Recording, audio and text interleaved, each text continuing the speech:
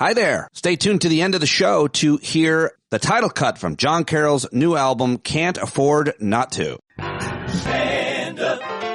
Hello, and a happy Friday to you. I've got Dr. Aaron Carroll joining me for the first time in too long. He'll be joining us next week at PODJAM, and next week I'll have just the interviews every day, and I'm looking forward to sharing some of our favorite guests and some new guests next week is all, but just giving you a heads up on that. We won't be doing the full show next week or today. I've got your headlines, but no clips because I'm hosting a hangout tonight and then jumping on an airplane very early to head out to the West Coast for a little West Coast swing. Excited to see some friends out there. Saturday night, if you are a listener, a member of our community, we would love to host you in Thousand Oaks at one of our longtime listener and good friend Desiree's home. There's an invite. A couple of you have emailed me. I'll send you a link to it if you hear this now. But most importantly, PODJAM in Vegas. Please, if you haven't gotten your tickets, you can get them now. You can also buy virtual tickets to help support the event, to help pay for the event because several subscribers put up a lot to make this happen. Thank you very much to all of you who did, especially Cassie and Mindy and Will and Brian and several others.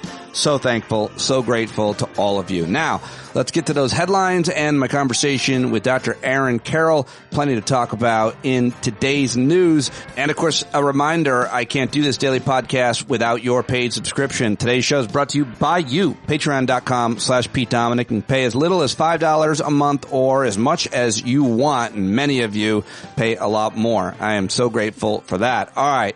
A federal judge yesterday in Maryland blocked Doge, or Dodgy, as I'm here being called, from accessing Social Security Administration records. Well, that's good news. In a blistering ruling, the U.S. District Judge said that Doge is, quote, essentially engaged in a fishing expedition at the agency in search of a fraud epidemic based on little more than suspicion. Wow, that is a blistering ruling from Judge Alan Hollander. In that case, we'll see what happens. Another closely watched case, a federal judge in Washington edged closer on Thursday to holding the Trump administration in contempt for possibly having violated an order he issued last weekend, pausing the deportation of scores of Venezuelan immigrants under a rarely invoked wartime statute. That story continues to develop detail after detail every day since it happened.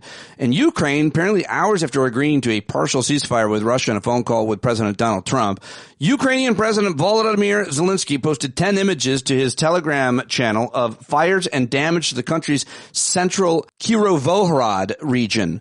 Russia's attacks on Ukraine, despite its propaganda statements, do not stop, he wrote alongside the images, some of which showed firefighters standing on ladders and cranes hosing down the flames. So it doesn't seem to be much of a ceasefire at all in the Russian invasion to Ukraine. And Canada is now advancing talks with the European Union to join the bloc's new project to expand its military industry, a move that would allow Canada to be part of building a European fighter jets and other military equipment at its own industrial facilities. And, of course, that's the result of longtime U.S. best friends losing confidence in American leadership. Thank you. Thanks so much, MAGA. Appreciate this horrific situation you put us in, that we are living in day after day. Federal judges are now worried that online threats against those who oversee high-profile cases challenging the Trump administration policies may lead to real-world violence. That seems like an understandable and realistic concern, especially with Trump going on his social media outlet and threatening them.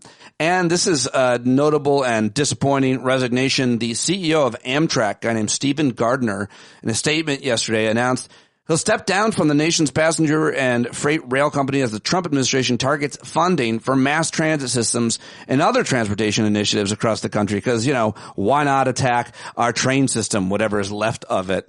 Also, the Justice Department yesterday announced they were planning to create a path. Listen closely. They're planning to create a path for people with criminal convictions to own guns again. That's right. Initiatives become contentious at the agency because officials there sought to restore the right to own guns to Mel Gibson, who's a prominent Trump supporter, of course. So they want to give people with criminal convictions a pathway to gun ownership again.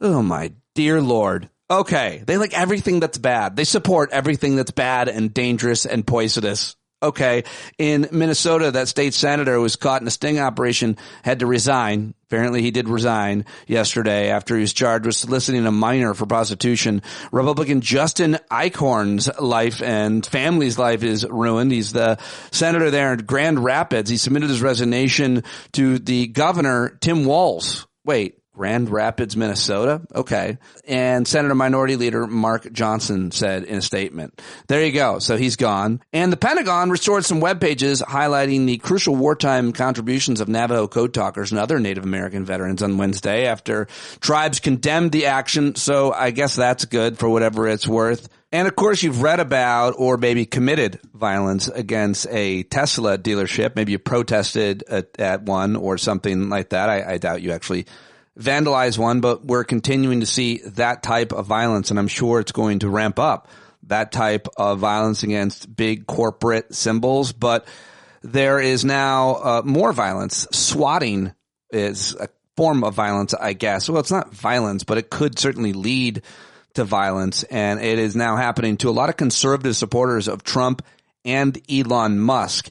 Just happened to some guy out in Alabama named Larry Taunton, who has he has like a huge following on Twitter X and YouTube.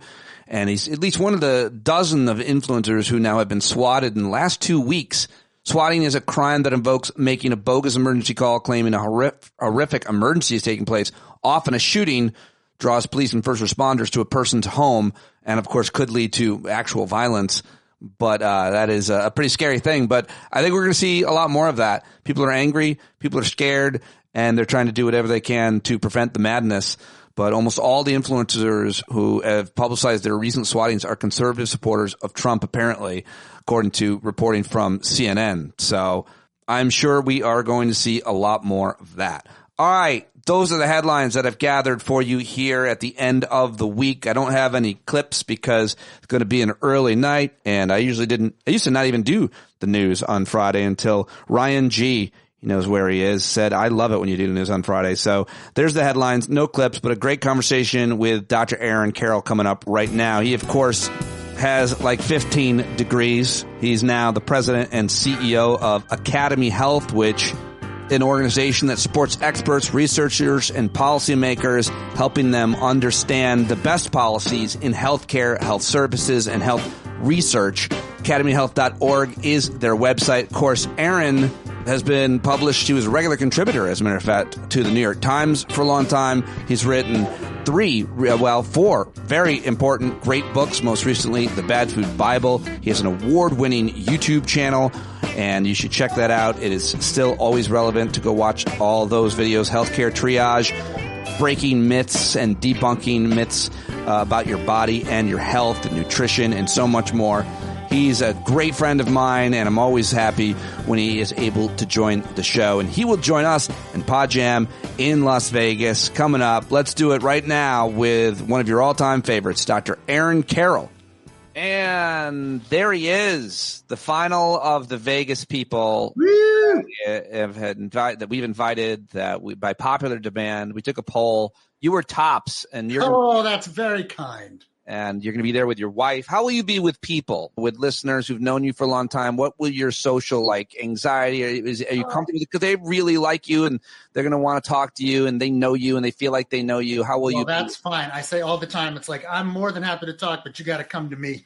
Yeah, I'm an introvert. So it's like my instinct is not to approach people, introduce myself and go, but I'm there to I feel like double line. I feel like we might have a stanchion and you're on a pedestal under a light. That probably would not make me comfortable. And people will come. You'll be in some kind of a throne. I'll put that would not make me comfortable. Oh, well, that's what I'm looking for. Well, if you're looking to make me uncomfortable, there you go. That's okay. Perfect. Done. Get it made. I don't know who I was yelling to, but they're going to have that ready for you. Well, we're all very excited to see you, to hear from you, to talk to you. I'm sure everybody's going to have all kinds of questions about the concerns that they have. So let's get to many of those concerns that, even if you're not in Vegas, Aaron is working on trying to help understand and explain and advocate for. We knew you as more of an academic than a clinician over our years, as an analyst on so many things at Indiana University. And now you're the president of AcademyHealth. And I'm thinking that your job is taking a different direction than maybe what you thought it would, given Trump's election, more specifically the funding cuts that you and your colleagues and all of us care so deeply about. Is that fair to say? I don't know that I would say that the job is not what I expected it would be. I think that the focus and intensity has just ratcheted up enormously in the last 2 months. Has that been 2 months? I've lost track of time, it feels like. For instance, we were working on a strategic plan starting in June, and we're just finishing up now, and it has not changed because I think we were already anticipating some of the changes to the field and how we needed to think and talk about data and evidence in order to help them have a huge impact. But the massive sort of chaos and uncertainty of the last 2 months with respect to funding and executive orders and research and academic freedom, and all of that has just been upended in such a way that it has made everything intense and difficult. Uncertainty is almost one of the worst things you can have in the field of research because, as we've talked about many times, it's hard. It takes real money and resources. It takes a long time because you have to set it up, recruit people, do the thinking, double check, triple check. And when there's so much uncertainty about whether your funding could just be cut midstream, and for a lot of people it just has been, you can't just stop and start again. It puts everything out. It's sometimes difficult for organizations to make payroll. It takes a certain amount of expertise and skill. And once disrupted, it's very difficult, if not impossible, to put it all back together. What are the most imminent or serious consequences that you've seen so far in terms of cuts to funding? You mentioned the main general concern is uncertainty with whether your project, your grant, your work is going to be able to continue ever, if even start. But it would seem like these cuts to USAID or cuts to Columbia or Johns Hopkins, cuts to academic research that have already been done. It's hard to know if they are going to be clawed back, is a phrase we're learning. Yep. But what are the most serious consequences you've seen so far to these cuts that seem to be done without any understanding of the consequences? So that it's hard to rank them, but I think you brought up a couple that serve as prime examples, certainly. The USAID cuts are going to have real-world impact on the lives of hundreds of thousands, if not millions of people living in developing countries. These were programs that were trying to do serious good. I mean, some of them, like PEPFAR, are like the President Bush's probably most significant achievement. Why should I care about kids getting AIDS in Africa or Ebola in Africa? How does that affect me? Well, why would we not care, first of all? They're human beings. Well, the idea that a human being that lives in another country is somehow less than a human being that lives here, just because of the luck of where they were born, is hard to swallow, especially when, for so many of these things, we can solve these problems. There are diseases we can treat. And it was just about getting the stuff there. And we're just saying no. It's not as if it's impossible or if it's a competing priority of if they get the treatment, we don't get the treatment. No, it's we can do it. Although I think hard to swallow. But on top of that, when you talk about that's perhaps more HIV, but you're picking even infectious diseases, even if you don't share the ethical idea of that human beings are worthwhile to save. Right. It's do it because it's in your self-interest. Treating a disease over there prevents it from coming over here or spreading. COVID was terrible. I don't think we want that with Ebola. It's just, we don't need. Do you remember how the world almost shut down? I think President Trump was president. Was he? I can't even remember. Maybe it was before he was elected. When we thought there might be one case in the United States, and Obama was in office when. But I think Trump was screaming, "Shut it all down!" Yeah. And because there might be one case of Ebola here. It's maybe it's a better idea for us to continue to fund taking care of it elsewhere before it gets back here again. There's just so many good reasons for that. But but what I actually want to talk about just even the scope of it, because if you immediately stop funding all that infrastructure over there, which really in the scheme of things, not that expensive, those people go away. They have to make a living somewhere else. The nonprofits that were the intermediaries can't make payroll, they go away. And so even if a month from now you're you know what, I'd like to re-up that again, the cash has nowhere to go. Where it's all that infrastructure, all of the supply chains, all of the things about we need to pay for the food and the food goes here and then we move it there and then we move it where it's spoiling on a dock somewhere. It's not like you can just fix everything with money by turning the spigot on and off. Again, this stuff takes time to build, time to get going, and you got to keep it going. If you want to make changes, you got to be thoughtful about it. You don't just pull parts out of planes while they're in midair because you think you just need to make cuts.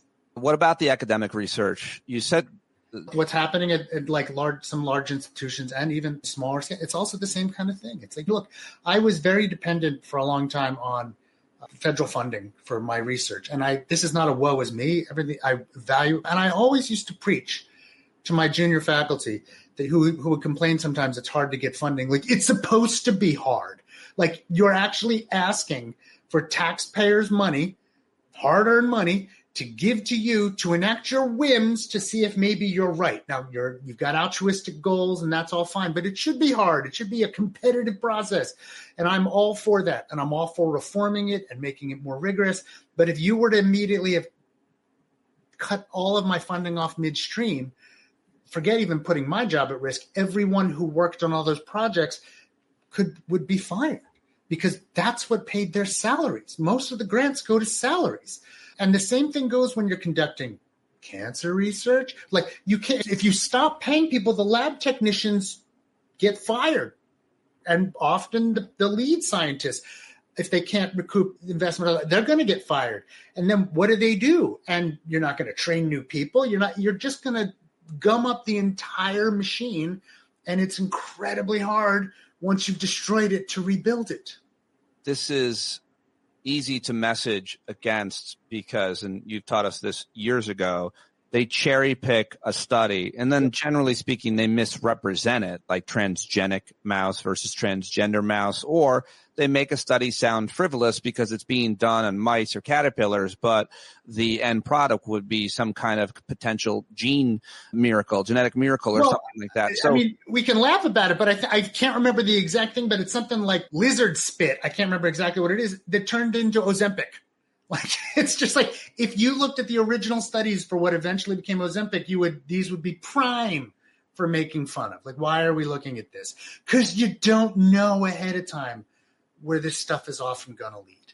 And that's how it goes. How do you message against that? When you hear somebody going on television, Republican congressman, and rattling off these ridiculous sounding research projects, I feel like messaging against it would be simply listing, as you just said, any number of projects that were funded that came to miraculous conclusions, therapies, drugs, et cetera. But it's not very easy to message, and they can demonize and demagogue even NIH, much less every other. And the thing is, it's like all you got to do is go in and read the grants, because if you apply for it, if it's not like you just show up at the NIH's doorstep and they're like, "Hey, I got an idea. I want to study lizard spit," and they go, "Fine. Here's $1 million." Like, you got to write a grant. It's hard. It takes a long time and it's complex, and you have to like really justify the background and why you're thinking of doing this study. And you got to lay out there all the reasons why this is the way that you should go. And you have to talk about the methods and specifically what you're going to do and what's your environment and why you're the best person to do this research and why your institution is really good. And here are your partners with letters of support explaining it. And you got to show your past track record and why this is going to go, and all the pilot studies that came up to this to show that this is really a good thing. And then you're competing against tons of other scientists doing exactly the same thing. And then they pull a bunch of really good scientists together to read these things and judge and debate, and then create a list of like, these are the most promising, these are the mid ones, these are the least. And you vote and you score it, and you rarely get funded on the first try. You get all this feedback back. These are the concerns we have. And then you go back again and they pull in research and they evaluate. And finally, by the time you get funded, it's been vetted amazingly. So again, you could talk to any of the people that took part in that process and they say, "Look, why are we funding lizard spit?" And they'd be like, "Oh my God, this is why." And they would rattle it, but they don't do that. They just read the title, the least important part of the grant, the part you spend the least amount of time working on, because who gives a crap what the grant is called? And then they get rid of it. But it's like, it had to go through so much rigor to get there. Now, if you have a problem with the rigor and you spot flaws, by all means, we should fix that.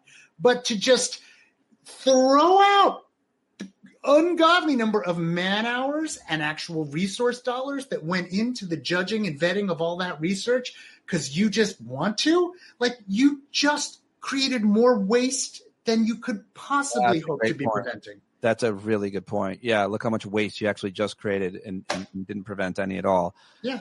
You mentioned academic freedom.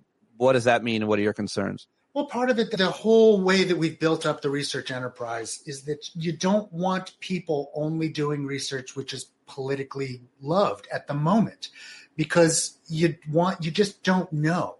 You have equipoise going in an ideal world. You don't know what the results are going to be. You don't know what you're going to find. And you're not doing an agenda. You're trying to figure it out. Years ago, everything seemed to be stem cells, and there was a political agenda against stem cells. And to be honest with you, I haven't heard as much about stem cells recently. But is that because good science found that stem cells are not a good thing to work with? Or is it because a political agenda killed that line of research? I don't know the answer. I'm just not an expert in that. But you don't want people only getting to do ideological work. It gives you tunnel vision, and you're going to miss all kinds of potential advances and things that might be different just because you're bucking through. And I don't even mean just politics. If we only allow research, for instance, if we only said that we could do research which followed a certain stream of even thought about like how Alzheimer's works or how cancer works, and we only said, hey, only if you follow these rules, like these ideas, are you going to get your cancer funded stuff. What if there's another promising lead that just doesn't? You need to be able to think outside the box. You need you need to be able to think outside the orthodoxy, make a good case, and if you can convince, again, that whole machine that your ideas are worth funding, by all means, we should fund it. And someone might make money off of it if it's a drug. It's like you're killing the economic engine, you're killing research in general, you might be preventing life-saving things. Like, why muck with this without at least engaging with people in a transparent manner about what your goals are and trying to achieve efficiency or improvements? And I'm fine with that. But just to behind closed doors, without talking to anyone, just wipe everything away, it benefits no one.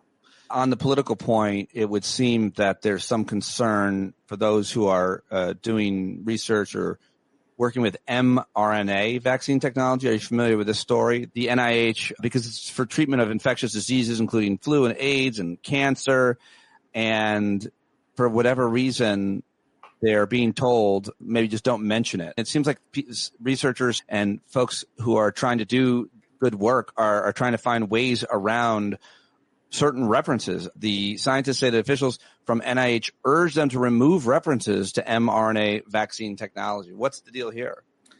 Well, if you've become radicalized against the pandemic in such a way that you think that mRNA vaccines are a terrible thing because you've been told that they cause untold damage and all that, and again, if you believe that, then there are people who think that the technology is evil, or that it rewrites your genetic code, or that it causes more harm than good. And for political reasons, you may choose to rally a crowd that believes that and convince us that it's not a promising area of research or that we shouldn't be funding it, or you liken it to gain of function research, which may have caused the pandemic or may have led to SARS-CoV-19. We don't know. But the bottom line is it's a good example because it's an incredibly promising technology.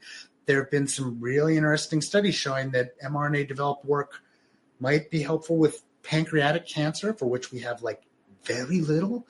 Comparatively, why would you want to squash that research? Why would you not want that research to occur? It's mind-boggling to me. People who without the transparency, without the discussion, without the involvement even of Congress, we seem to be making decisions in a very tiny room with no sunlight about what can and cannot be done. Yeah, that's the hardest thing, is that there's just no transparency as to how these cuts are being made, if there's any strategy at all, which there doesn't seem to be, other than actually citing certain words. Like certain things are getting cut accidentally because of word searches. Yes. It would seem. Yes. Yeah.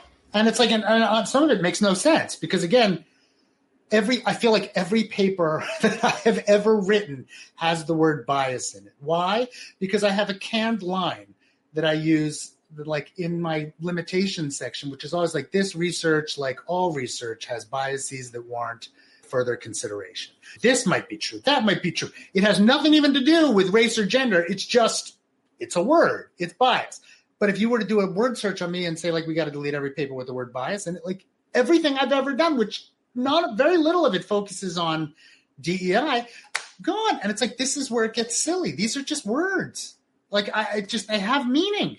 And so to do a Control F search and make that the means by which you decide what funding should get canceled, if it's disease into sickle cell, and within that, you acknowledge the fact that sickle cell disease is far more prevalent in the African American population, does that mean it gets deleted because it has the word race in it? Like, I don't know. It's madness. What about the Health and Human Services Agency? It's obviously now, I can't believe this, because we've been talking, you and I, for so long about all kinds of issues. And now RFK Jr., who was on the fringes, along with a whole bunch of other anti-vaxxers, anti-science folks, I'd argue, he's in charge now of the federal government, the biggest agency. And now you've got this measles outbreak.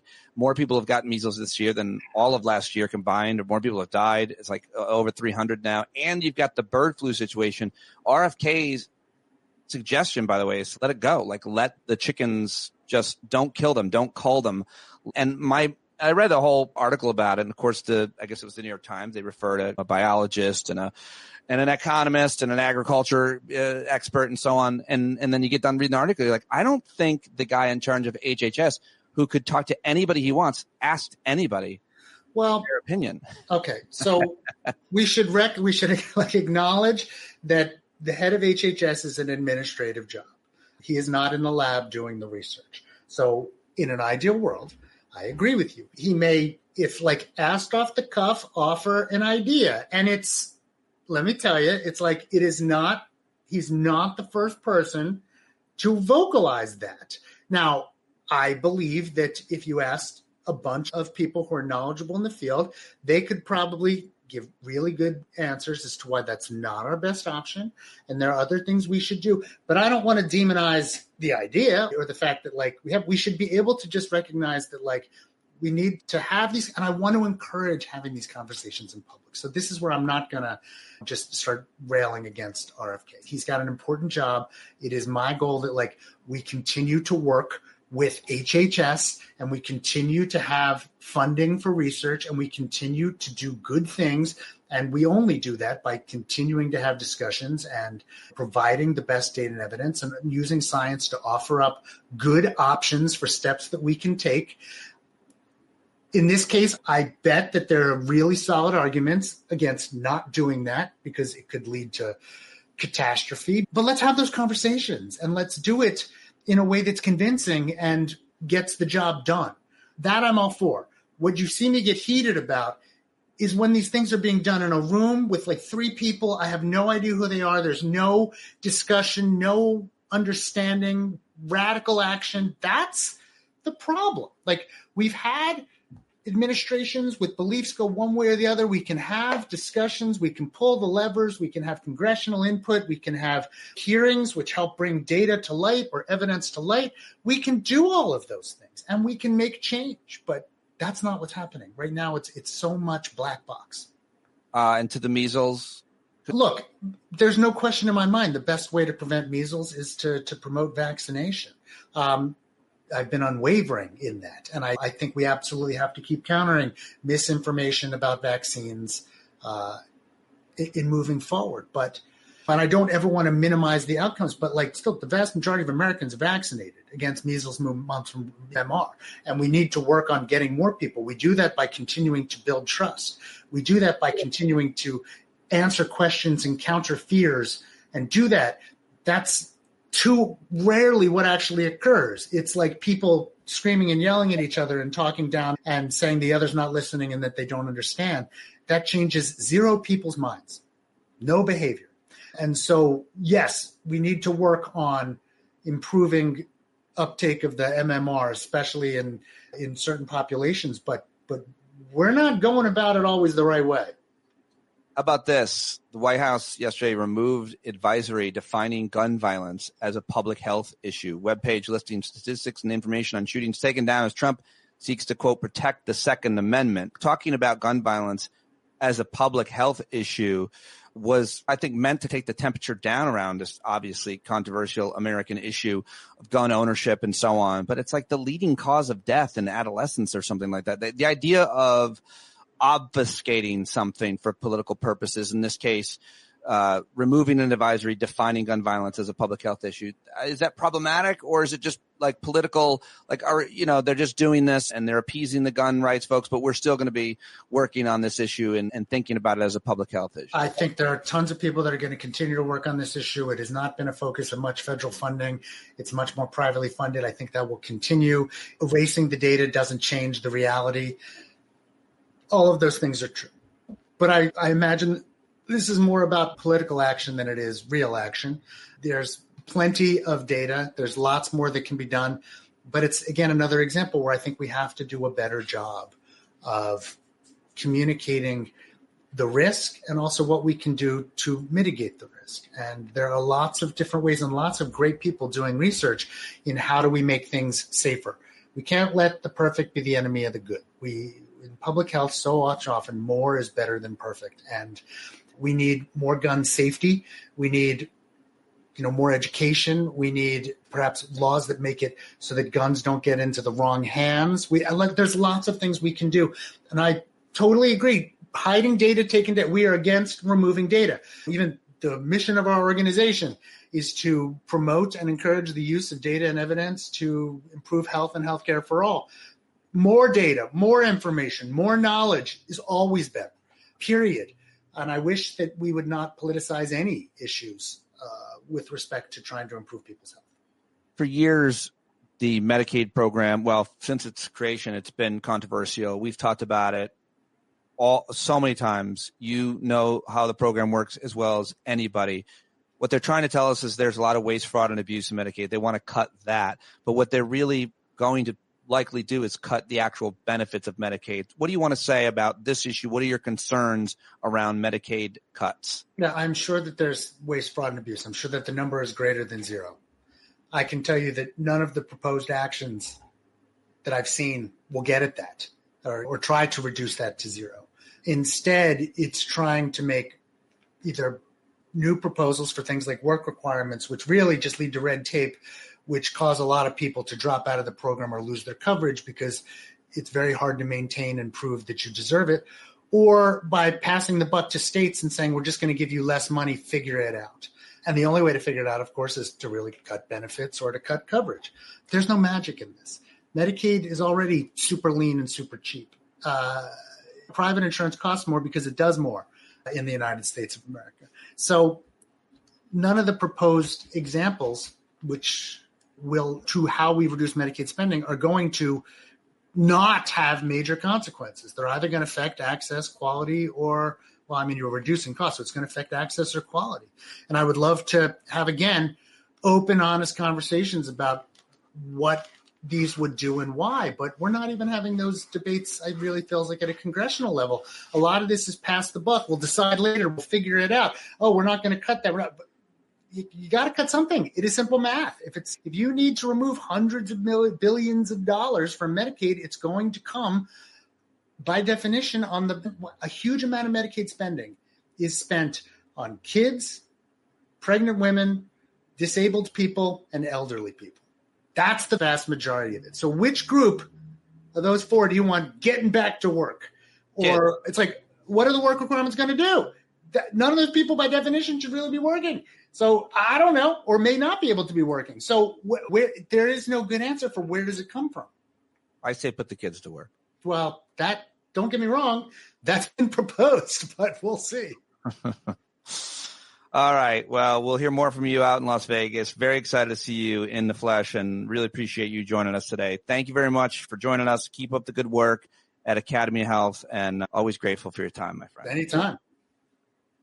Oh, right. There he goes. Dr. Aaron Carroll. Go support him all the ways you can. Find him at Academy Health. He's still on Twitter and Blue Sky and other social media outlets. And go get his books. I guess that's the best thing you can do for Aaron. All those books are still really relevant, and you'll feel a lot smarter having read the Bad Food Bible or any of the rest of the books that debunk myths about your body and your health. So check that out. Support Aaron. He'll be joining us in Vegas. I hope you will be as well. And now it's time for another song off of John Carroll's new album. We love John. He writes all the music for the show, and I'm very happy to support his new album. I hope that you will go download it. It's $20. Go to johncarroll.org right now, and I'm going to throw to John. This song is the title cut, Can't Afford Not To. Take it away, John. Hey, Pete. Damn, that was just a dreadful show. But hey, what's a good one to play today? I think this is the second cut on the record, and it's the title cut. It's called Can't Afford Not To. I get a lot of requests for this one at shows. People seem to like it. I wrote it originally to be sort of a reggae tune with bluegrass harmonies, but it's basically about altruism and compassion being the first go-to resources for survival. Yeah, that's it. We'll all get by because we can't afford not to. Right on. Hope you like it.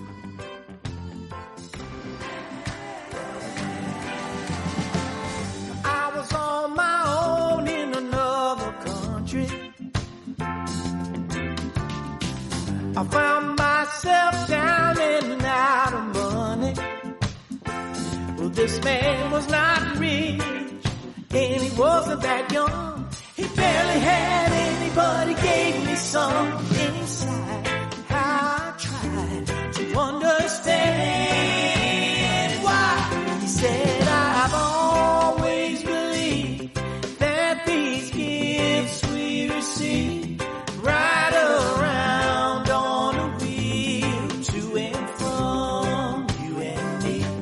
The times that I've gone without something I didn't need, fly right by like the leaves on the breeze.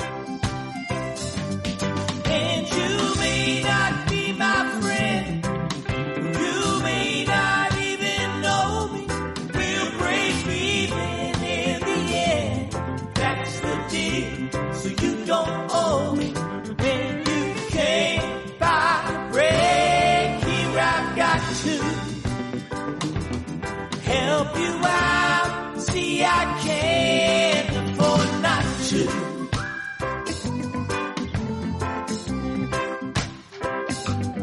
Can't afford not to, baby.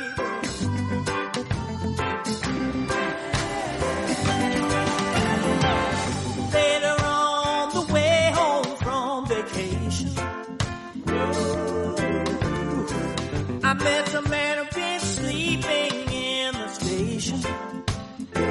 Well, he shot me a smile while he held out his thumb. Every day's another journey that has just begun. It's alright, it's alright. Well, I'm inside, it's alright. We can both ride. See, I always believe that these gifts we receive right around on the wheel to and from you and me. Times that I've gone without something I didn't need, fly right by like the leaves on the breeze. And you may not be my friend, you may not even know me, but we'll break even in the end. And that's the deal, so you don't owe me.